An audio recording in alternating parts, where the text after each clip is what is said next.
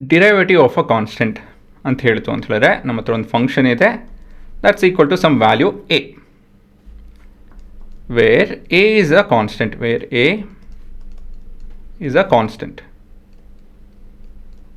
ಅಂತ ಹೇಳ್ತು ಅಂದರೆ ಗ್ರಾಫ್ ಮೇಲೆ ನಾವು ಚಿತ್ರ ಬಿಡಿಸ್ತು ಅಂತ ಹೇಳಿದ್ರೆ ಈ ಲೈನು ಮತ್ತು ಎಕ್ಸ್ ಆ್ಯಕ್ಸಿಸ್ಸು ಪ್ಯಾರಲಲ್ ಆಗಿರುತ್ತೆ, ಸರಿನಾ?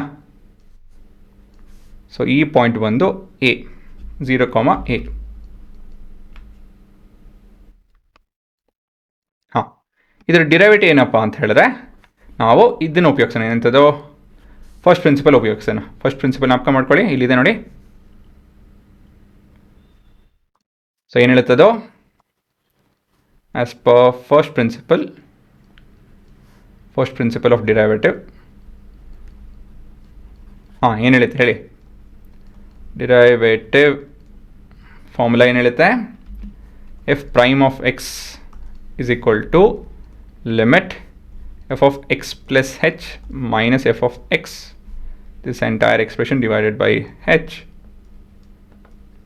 As h tends towards 0. ಸರಿನಾ?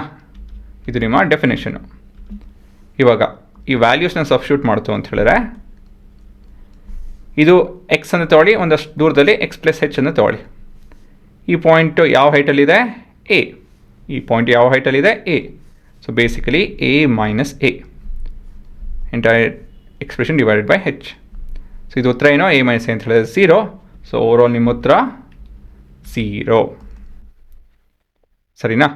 So derivative of constant function is 0 ಅಂತ ಹೇಳಿದ್ರೆ ಏನು? What is the meaning behind the answer? Slope is equal to 0 at all points. ಪ್ರತಿಯೊಂದು ಪಾಯಿಂಟಲ್ಲೂ ಇಲ್ಲಿ ನೋಡ್ಬೋದು ಸ್ಲೋಪ್ ಏನು ಕಾಣ್ತಿದೆ ನೋಡಿ, ಇಲ್ಲಿ ನಿಮ್ಮ ವ್ಯಾಲ್ಯೂ ನೋಡಿ, ಸ್ಲೋಪದು ಏನು ಕಾಣ್ತಾ ಇದೆ? ಇಟ್ ಇಸ್ 0 ಥ್ರೂ ಔಟ್, ಬದಲಾಗಲ್ಲ. There is no change in the graph with respect to y coordinates. Y coordinates ಅಂತೂ ಚೇಂಜೇ ಆಗ್ತಾಯಿಲ್ಲ ಅಲ್ಲಿ, ಸರಿ ತಾನೆ? ಏರುಪೇರು ಅಂತೂ ಆಗ್ತಾನೇ ಇಲ್ಲ, ಅಲ್ಲೇ ಇದೆ ಎಲ್ಲನೂ. There is no rise or fall of any sort. ಮೇಲೆ ಹೋಗೋದಾಗಲಿ ಕೆಳಗೆ ಹೋಗೋದಾಗಲಿ ಆಗ್ತಾನೇ ಇಲ್ಲ ಇಲ್ಲಿ, ಸರಿ ತಾನೆ? ಸೊ ಎಕ್ಸಾಂಪಲ್ ಬಂದು if y is equal to 3136 pi where pi is a constant.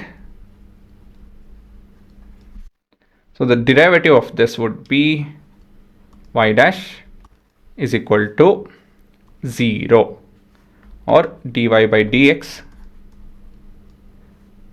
The first derivative of y with respect to x is equal to 0. ಸರಿನಾ?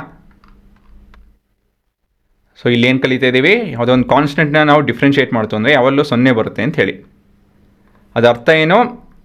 ಈ ಗ್ರಾಫಲ್ಲಿ ಏನು ಏರುಪೇರು ಆಗ್ತಾಯಿಲ್ಲ, ಈ ಸ್ಟಾರ್ಟಿಂಗಿಂದ ಕೊನೆಯವರೆಗೂ ಅದೇ ವ್ಯಾಲ್ಯೂ ಇರುತ್ತೆ ಅಂತ ಹೇಳಿ. ಸೊ ಪ್ರತಿಯೊಂದು ವಿಷಯನ ನೀವು ಬರೀ ಬಯಾಟ್ ಮಾಡೋದಲ್ಲ, ಸುಮ್ಮನೆ ಫಾರ್ಮುಲಾ ಹಾಕಿ ಅಪ್ಲೈ ಮಾಡೋದಲ್ಲ, ಅದು ಅರ್ಥ ಮಾಡ್ಕೊಬೇಕು. ಆವಾಗೇ ಈ ಚಾಪ್ಟರು ಸುಲಭ ಆಗೋದು. ಈ ಚಾಪ್ಟರ್ ಸುಲಭ ಆಯಿತು ಅಂತ ಹೇಳಿದ್ರೆ ಬರೋ ಇನ್ನು ಸಿಲೆಬಸ್ಸಲ್ಲೆಲ್ಲ ಅರ್ಧಂಬರ್ಧ ಎಲ್ಲ ಇದೇ ಬರೋದು. ಸೊ ಇದೇ ಅರ್ಥ ಆಯಿತು ಅಂತ ಹೇಳಿದ್ರೆ ಇನ್ನು ಬರೋ ಎಕ್ಸಾಮ್ಸಲ್ಲೆಲ್ಲ ಎಲ್ಲ ವಿಷಯಗಳು ಸುಲಭ ಆಗುತ್ತೆ.